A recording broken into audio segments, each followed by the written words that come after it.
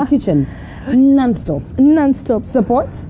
I had support from students from Polytechnic, and they were working in shifts. So what they did specifically is just to chop, cut, knead. I was handling 6 gas burners, a hot plate. In Mombasa? Yeah, at with Kenya Beach. Yeah, exactly. Okay. At Kenya Bay Beach Hotel. And I had great sponsors, Pony Oil, yeah, Sea Gas, incredible people, really. And I had support from them, and they encouraged me. My sponsors from Imani Collective, yani, I can say so many of them, but people should go out there and look for this type of people. Right. You see, Pony Oil, Sea Gas, they help youth, and they empower them, and that's what we need. That's true. You know, I remember that time I was watching you on TV. You know, you almost feel like you want to hug this person for making us so proud, for doing this incredible thing. And today I have the honors of meeting you in person, and I must say I'm humbled. Thank you so much. Thank you so much. And today we also get to taste her food. Leo sasa tutakuwa tunasema tu unajua ile dem, angalia Google. Mimi nasema nina live experience. Kwa hiyo leo tuendelee nini? Alone tumepika mahamri na mbazi ya nazi. Unajua mahamri na mbazi ya nazi naliwa sana asubuhi. Hiyo ni breakfast, typical Swahili breakfast. And then we have street snack. Kababu na sambusa za nyama. Hiyo waweza pata saa 10 anywhere in Mombasa. Utapata kababu na sambusa. And the famous viazi vya karai na bajia. Extremely famous. Tumelelewa nao, tumekuwa nao, tumezaa nao. Yani viazi huwezi kosa na bajia pia huwezi kosa. Na ukwaju kabisa. Kabisa. Ukwaju hapo katikati sio? Ndio. Alright, ukwaju is the cream de la cream of viazi vya karai. Without ukwaju basi hata hamna viazi vya karai. Kabisa, kabisa huwezi. Kwa hiyo kwenyu hamna kupika chakula cha ufala. Sijui kutumia hiyo jina. Yani pale food has to be food. I'm telling you, at home we have Gordon Ramsay, Anthony Bourdain. These are people who will critique you. You will feel hurt, and then you get used to that critics, and then you're like, okay, I'll do better. And then there's like in competition in the house. My dad will say, I'm going to make something with a secret ingredient. So now when you are testing, you need to work on your palate.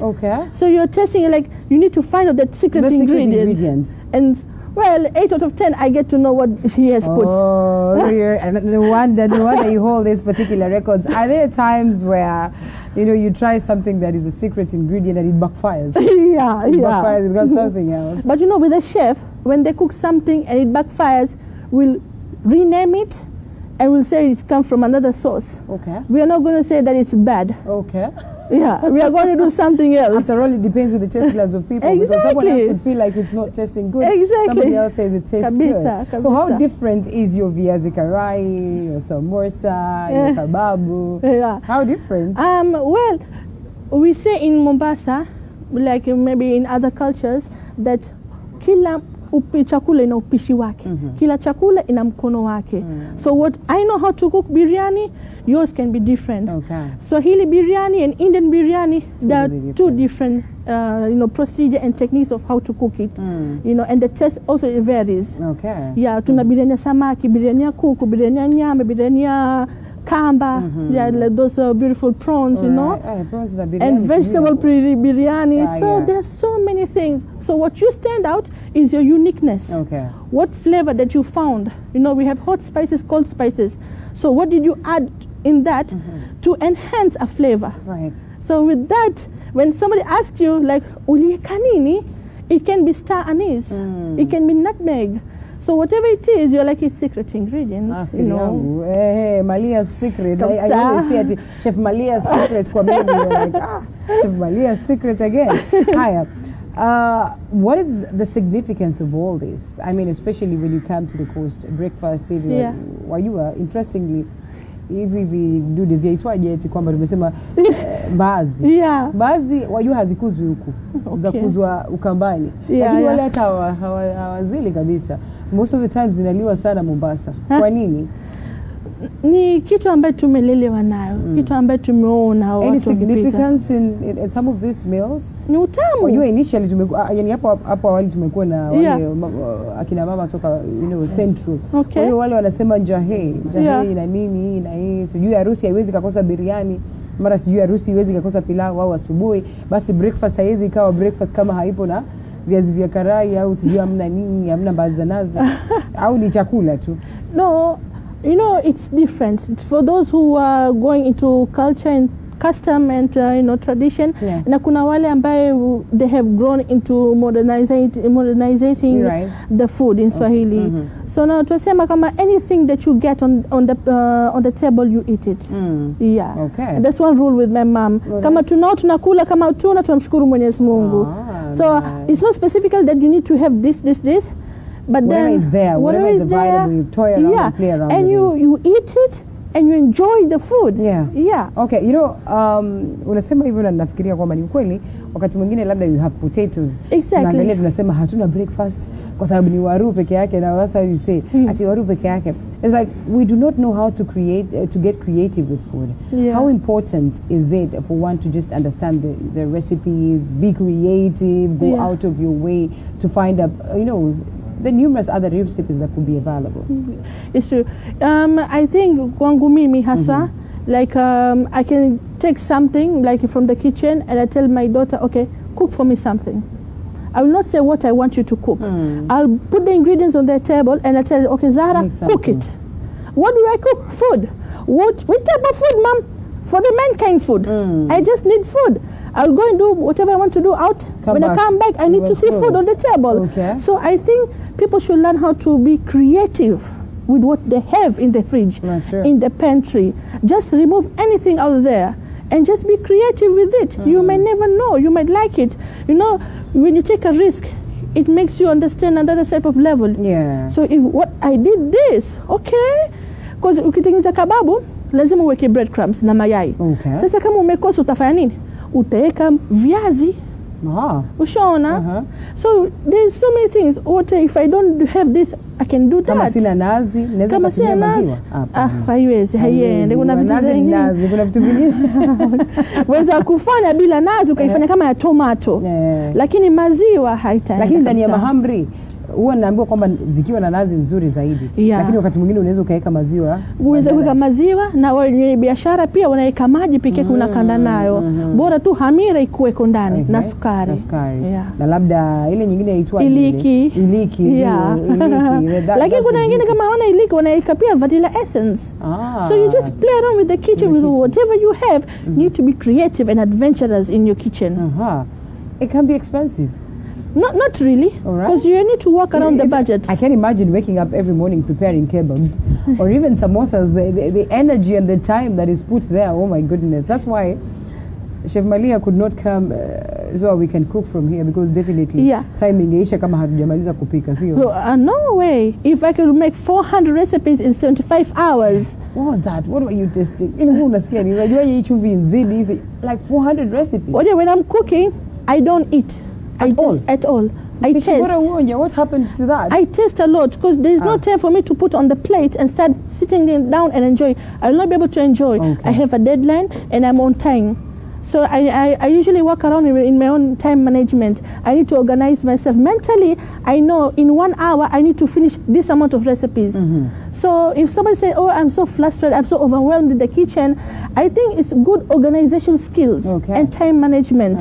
You know yourself. Listen, plan. Exactly. Listen, plan. Yeah, you just plan yourself, and you are a working mom or a single mom, or a mom who is in a extended family. You just need to work yourself. If you need to wake up early in the morning, wake up. Make sure it's done, and then keep in the fridge. We have freezers, we have fridge. That's true. Exactly. So now you just plan. Speak of which, nasema labda nakumbuka wakati wa Ramadhani, there's so much of this during Ramadan time. Yeah, exactly. But what are the first things, like what is the first thing that you would do when you say that, well, I want to prepare a couple of meals here, that is in the essence of mission plan? Do you go straight into saying, awacha niashe jiko, nianze kupikanga hii nyingine nikipanga hii, au first of all, you set everything, all your ingredients set, and you know that this is it, so saa zile naanza ni moja kwa moja? So now during Ramadan and during my cooking class, because I teach people how to cook, I sit with them and I tell them, you need to have an idea of what you are going to cook. Maybe during that process, you will change 1 or 2 ideas. But you need to understand yourself. Kama your mom tu anajua, Like in Mombasa, it's a culture. Right. Either kama si pilau, biryani. Kama si biryani, pilau, mandi. So people already know, tukitoka skuli, mama pika pilau, ama biryani. The smell, the aroma from the alleys. Ushaona, mtu atakuja atasema, wewe mwenyewe mentality yako tayari you already focused. So there are people who have got already their timetable. Okay, Mondays is Mexican food. Tuesdays is Spanish food. Okay, Wednesdays is Kenyan food. Sima bana, hatujakula sima. Okay, leo baya chapati, ama leo githeri, hatujakula githeri. So you keep changing yourself, you know, and even the children will enjoy, because what they're used in the school, you know, the curriculum of what they're going to be fed, they already know. Okay, lo mama, lo maharagwe na chapati. Because also I do tiffin services. So when I send food to the children in school, they'll be like, okay, today is chips and sausages, yay! And then we have pilau, yay! And they'll be like, lo chapati na maharagwe ya nazi. So you know, you change with them and already know it's stuck in there. But at home, you just need to organize yourself. Asubuhi ukiamka wajua uenda kuswali. So ukiswali uenda kupika. So it's just organizing yourself. Kama unataka kupika mahamri asubuhi, kanda usiku. Ushaona? Kama unataka kupika bajia, rokesha kundi na mapema. Don't get overwhelmed in the kitchen to the extent that you start hating the kitchen. No. It's a plan. Plan yourself. All right, kwa hiyo tuangalie nini tuko nayo hapa. Wajua sasa mimi ni mgeni Mombasa, sijakaa muda mrefu na ndio hivyo tunaondoka. I'll tell you for free, some of these things I have just seen them when I'm all grown. Maanake mimi nazaliwa sehemu nyingine, we only know ugali, we know the basics.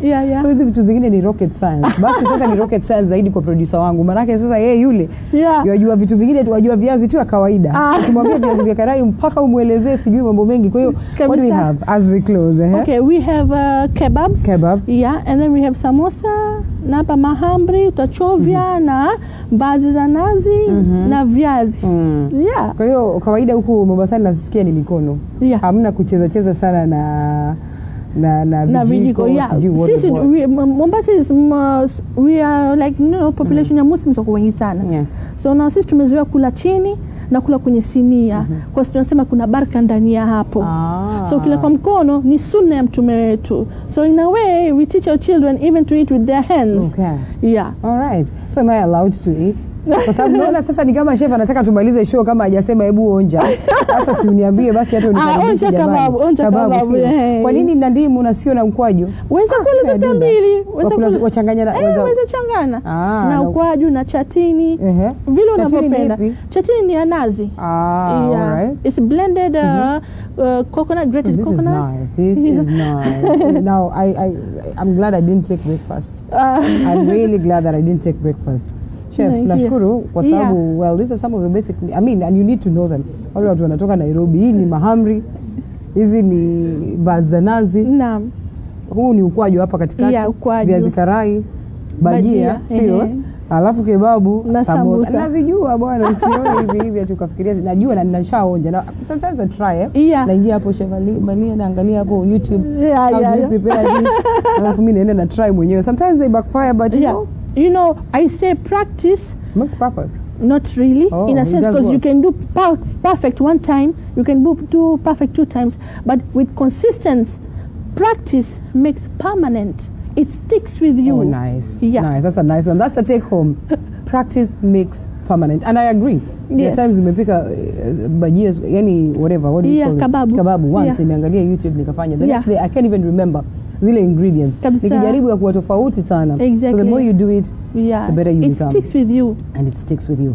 Future plans. You are a holder of quite a big thing. And therefore, when we talk about Guinness Book of Records, yo man, we need to know every other time unaenda nini, unafanya nini, una plan nini kwa future. So close it as you tell us your plans of the future, especially when it comes to that title that you hold. For my plans for the future is to beat the Indian woman chef who broke my record. She cooked for 82 hours. So that is one of my goals.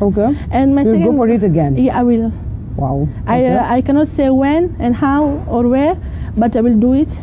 And then my second goal is to open up a culinary school. Because I teach people how to cook. And those who come to me, they're like brides to be, they're like newlyweds, and I've got like kids of 8 years. And you know, with that, I know that people who like to learn, they shy away because it's like an embarrassment for them. But for me, when I come in, I fill in the gap. So I'm there, but a fiance will come, okay, chef, mfundishe kupika. Ushaona, nenda kumwosha tu, nampenda mke wangu, lakini mfundishe. Hatuwezi kukula chapati ya Madagascar. I say, that is heartbreaking. Exactly. So now, kuna ile, I feel in that with confidentiality, and I teach them, and alhamdulillah. And that has to be confidential. Tunafundishwa kupika, I say. Nitalia.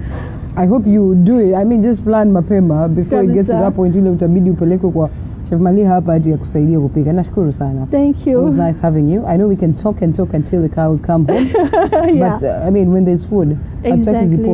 Kabisa. Right, so we're getting into this. Thank you so much, Chef Maliha Mohammed. It was good having you. Thank you. All the best in all your endeavors. We're looking forward to see you break that record again. Inshallah. I am all excited. And so we take a quick break. Remember, we still have so much for you. We'll be enjoying some bit of ropa. Really, really important. Oh, you are ropa. Sijui ropa mziki fulani hivi ya ropa sijui. Tutajua sisi wote. Wajua watu wa Mombasa mnatushangaza. Every time kuna interesting things sijui bango sijui nini. So after this break we'll be enjoying a bit of that. We still have a cake to cut and we still have more music from the DJ.